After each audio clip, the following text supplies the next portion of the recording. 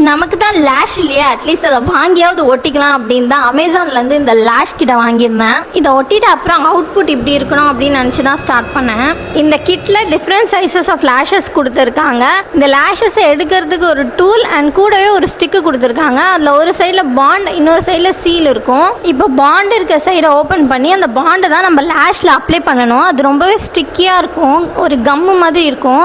Bond apply பண்ணிட்ட உடனே உங்களுக்கு எந்த சைஸ் லேஷ் வேணுமோ இந்த டூலில் எடுத்துக்கோங்க.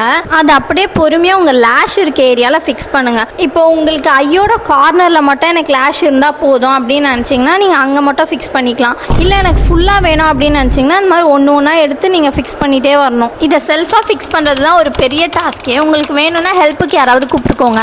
லேஷஸ் எல்லாம் ஒட்டிட்டு சீல் எடுத்து அப்ளை பண்ணிவிடுங்க. Comment below to get the links. Thanks for வாட்சிங். டாடா.